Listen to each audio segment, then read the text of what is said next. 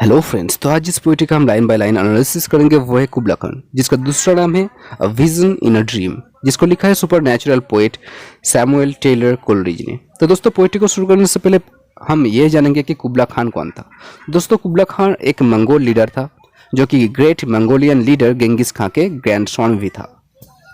तो दोस्तों, इस पोइट्री को लिखा गया है 1797 के ऑटम सीजन में, और उस समय कोलरिज अपने फार्म हाउस में थोड़ा बीमार था और उनके बॉडी में थोड़ा पेन था। तो उस पेन को ठीक करने के लिए उन्होंने अफीम लिया था, और अफीम लेके जब वो सो गए थे तब उन्होंने कुबला खान के बारे में एक सपना देखा। तो उस सपने को उन्होंने पोएट्री के रूप में लिख दिया। लेकिन जब वो लिख रहा था तो किसी ने उन्हें बुलाया और वो इस सपने के बारे में भूल गया। तो इसलिए ये पोएट्री दोस्तों इनकम्प्लीट ही रह गया। जी हाँ दोस्तों, ये पोएट्री इनकम्प्लीट है, इसको कंप्लीट नहीं किया है कोलरिज ने, और कंप्लीट ना करने के लिए ही उन्होंने इस पोएट्री को बहुत दिनों तक पब्लिश नहीं किया था। लेकिन पब्लिश करते क्रिटिक्स ने भी इसका बहुत प्रशंसा किया है। तो चलिए दोस्तों, हम सीधा पोएट्री पे चलते हैं, क्योंकि पोएट्री थोड़ा लंबी होने वाली है और इसका एक्सप्लेनेशंस भी बहुत बड़ी है और बहुत बढ़िया एक पोएम है दोस्तों। तो चलिए हम पोएट्री पे सीधा चलते हैं। इन Xanadu did Kubla Khan a stately pleasure dome decree। कुबला Khan decree मतलब ऑर्डर देते हैं उनके सर्वेंट्स को कि जनाडू में ए स्टेटली प्लेजर डोम मतलब एक बहुत ही सुंदर महल बनाओ। दोस्तों, यह डिक्री का मीनिंग होता है ऑर्डर देना, और स्टेटली प्लेजर डोम का मीनिंग होता है दोस्तों कि बहुत ही सुंदर एक महल। वेयर अल्फ द सैक्रेड रिवर रैन, जहाँ पवित्र नदी अल्फ रैन मतलब बहती है। दोस्तों, सैक्रेड का मीनिंग होता है हॉली, पवित्र। Through caverns measureless to man, अब अल्फ रिवर कहाँ से बहती है दोस्तों? अब वो रिवर गुफाओं से बहती है, उन गुफाओं से जिन गुफाओं को इंसान मेजर भी नहीं कर सकते, वो गुफाएं मेजरलेस है। डाउन टू ए सनलेस सी, और वो जाके गिरती है एक बहुत ही गहरा एक समुद्र में, जो बहुत ही गहरा है। समुद्र को सनलेस इसलिए कहा गया है दोस्तों कि सूरज की रोशनी भी उस समुद्र तक नहीं पहुंच पाएगा। दोस्तों, यहाँ कैवर्न्स का मीनिंग होता है गुफा। Show twice 5 miles of fertile ground, show अर्थात उस सुंदर सा महल बनाने के लिए 10 माइल, ट्वाइस 5 माइल्स का मीनिंग होता है दोस्तों 10 माइल, 2 बार 5 तो 10 होता है। सो सुंदर सा महल बनाने के लिए 10 माइल के एक फर्टाइल ग्राउंड को चूज किया गया है दोस्तों। ट्वाइस 5 मतलब 2 into 5 is equal to 10 miles. Fertile ground का मीनिंग होता है दोस्तों जिस जमीन पे पेड़ पौधा जन्म लेते हैं, उस ग्राउंड को कहा जाता है fertile ground.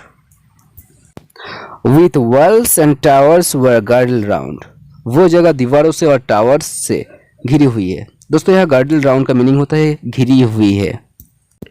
And there were gardens bright with sinuous rills, तो वहाँ एक ब्राइट गार्डन भी था, और उस गार्डन में टेरा मेरा छोटे छोटे नदियाँ भी थे।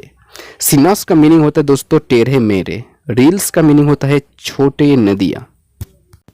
Where blossomed many an incense bearing tree, वहाँ इंसेंस बियरिंग मतलब सुगंध देने वाला, वहाँ सुगंध देने वाला ट्रीज भी थे जो ब्लोजम्ड मतलब फूल फल भी देते थे। इंसेंस का मीनिंग होता है दोस्तों सुगंध। And there were forests ancient as the hills, वह फॉरेस्ट भी थे जो हिल्स के तरह मतलब पहाड़ की तरह प्राचीन था। दोस्तों, एंशिएंट का मीनिंग होता है प्राचीन।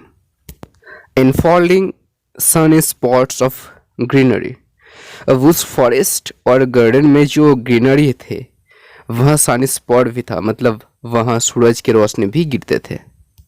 तो दोस्तों, ये था first stanza. I hope you have understood.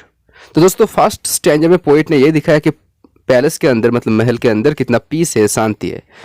लेकिन सेकेंड स्टैंजा में हमें यह देखने को मिलेगा कि पैलेस के बाहर कितना वायोलेंस है। But oh that deep romantic chasm, लेकिन वहाँ पे बहुत ही सुंदर एक कैज़म है, खाई है। रोमांटिक का मीनिंग यहाँ पे होगा दोस्तों ब्यूटीफुल, सुंदर। व्हिच स्लैंटेड, जो कि तिरछी कटी हुई है। दोस्तों, स्लैंटेड का मीनिंग होता है तिरछी। डाउन द ग्रीन हिल वहाँ पे एक ग्रीन हिल भी था। अर्थवर्ट अ सीडन कवर, अ सीडन कवर, उसको कवर करके रखा है एक सीडन ट्री ने। अर्थवर्ट मतलब आर पार, इस पार से उस पर तक उस ग्रीन हिल को कवर करके रखा है एक सीडन ट्री में, सॉरी सीडन ट्री ने। दोस्तों अर्थवर्ट का मीनिंग होता है आर पर, मतलब इस पार से उस पर। अ सैवेज प्लेस, कितना जंगली जगह है ये। एज हॉली एंड इंचेंटेड, पवित्र भी है और जादुई भी है, मतलब मंत्र मुग्ध जादुई एक जगह भी है ये। एज एवर विनी the waning moon was haunted by a woman wailing for her demon lover. तो दोस्तों यहाँ वेनिंग मून का मीनिंग होता है अर्ध चंद्रमा, मतलब आधा चांद। हॉन्टेड का मीनिंग होता है भूतों से भरा हुआ। वेलिंग का मीनिंग होता है रोना। तो इन दोनों लाइन का मीनिंग ये होता है कि वेनिंग मून मतलब आधी चंद्रमा के नीचे जो लड़की रो रही है अपने प्रेमिक के लिए, जो कि एक डेमोन है मतलब राक्षस है, तो ऐसा लग रहा है कि ये जगह बहुत ही हॉन्टेड है, मतलब डरावनी है। एंड फ्रॉम दिस कैज्म, मतलब इस खाई से, विथ सीजलेस मतलब कंटिन्यूअसली, टर्मोइल सीदिंग मतलब बहुत सारे आवाजें बाहर आ रहा है। As if this earth in first thick pants were breathing, और ऐसा लग रहा है कि ये पृथ्वी बहुत बहुत ही कष्ट से सांसें ले रही है। दोस्तों ब्रीदिंग का मीनिंग होता है सांसें लेना। ए माइटी फाउंटेन मतलब एक शक्तिशाली झरना, मोमेंटली मतलब थोड़ी देर के लिए, वॉज फोर्स्ड बहुत ही जोर से निकल रही है। दोस्तों माइटी का मीनिंग होता है बहुत ही शक्तिशाली।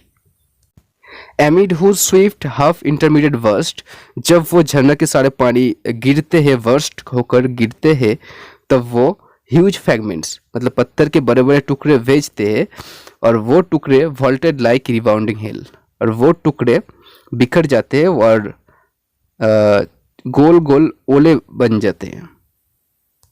दोस्तों यहाँ वॉल्टेड का मीनिंग होता है गोल गोल हो जाना, मतलब बिखर जाना। और chaffy grain beneath the thresher's flail, तो दोस्तों जब क्लैफी ग्रेन मतलब खराब अनाज को पौधे से निकलने के लिए पीटा जाता है, तब वो जैसे बिखर जाते हैं, वैसे ही ये पत्थर के टुकड़े भी बिखर जाते हैं। दोस्तों फ्रेल का मीनिंग होता है मुसलना मतलब पीटना, और कैफी का मीनिंग होता है खराब। कैफी ग्रेन का मीनिंग होता है खराब अनाज। And mid this dancing rocks at once and ever it flung up momently the sacred river. अब डांसिंग रॉक मतलब नाचता हुआ पत्थर के बीच से, सेक्रेड रिवर मतलब पवित्र नदी का पानी एक मोमेंट के लिए फुट पड़ता है। फ्लंग अप का मीनिंग होता है दोस्तों फुट पड़ना।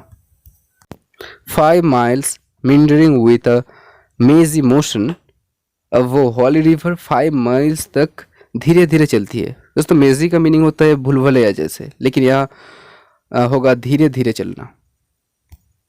Through wood and dale the sacred river ran, अब वो हॉली रिवर जंगल और घाटियों के बीच से बहती है। Then reached the caverns measureless to man, फिर जाके वो पहुंचते हैं उस गुफा में जिसे इंसान कभी भी मेजर नहीं कर सकते। And sank in tumult to a lifeless ocean, और उसके बाद वो नदी, टुमल्ट मतलब हंगामा करते हुए, एक प्राणहीन, लाइफलेस का मीनिंग होता है प्राणहीन, तो एक प्राणहीन ओशियन में डूब जाते हैं। एंड मीट दिस टुमल्ट मतलब इस हंगामा के बीच में, Kubla heard from far ancestral voices prophesying war, Kubla Khan उनके पूर्वजों के आवाज सुन रहे हैं, और उनके पूर्वजों ने ये भविष्यवाणी करते हैं कि वर मतलब युद्ध होने वाले हैं। दोस्तों एंसेस्ट्रल वॉइस का मीनिंग होता है पूर्वजों की आवाज। प्रोफेसिंग का मीनिंग होता है दोस्तों भविष्यवाणी।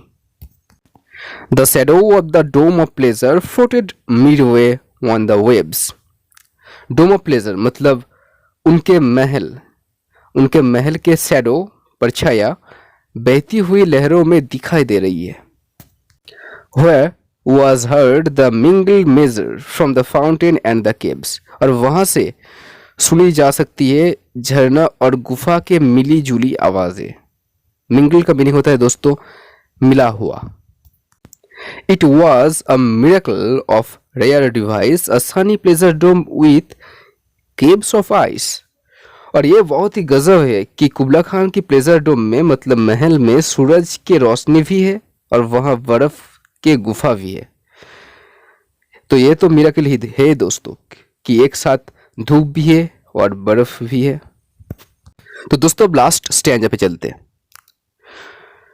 अ damsel with a dulcimer in a vision once I saw. दूसरा एक विजन में मैंने एक बार देखा था एक लड़की को, अ डैम्सल को मतलब एक लड़की को, विथ अ डालसिमर जिसके हाथ में डलसिमर था। दोस्तों डलसिमर एक म्यूजिकल इंस्ट्रूमेंट होता है। It was an Abyssinian made. तो वो लड़की एक इथियोपियन था। दोस्तों एबिसिनियन का मीनिंग होता है इथियोपियन, क्योंकि कॉलेज के टाइम पे इथियोपिया देश का नाम था एबिसिनिया, तो वहाँ के लोगों को कहा जाता था Abyssinian.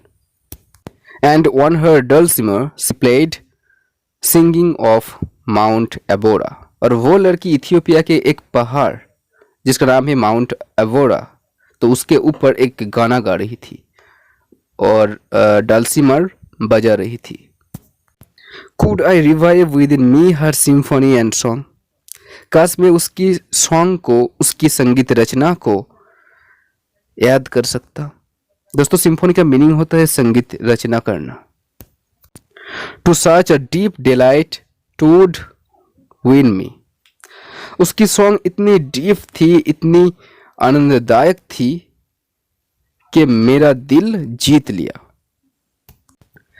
That with music loud and long. और उसकी म्यूजिक बहुत लाउड भी थी और लॉन्ग भी थी। I would build that dome in air. अगर मैं उसकी सॉन्ग को याद कर सकता तो मैं शायद हवाओं में मेरा डोम बनाता, मतलब महल बनाता। That sunny dome those caves of ice. वो सूरज के रोशनी वाला डोम मतलब महल, और वो बर्फ के गुफा को मैं बनाता। And all who heard should see them there. और जो लोग इसके बारे में सुना है वो इसे देख भी पाएंगे। And all should cry beware beware. और सब चिल्लाएंगे सावधान सावधान।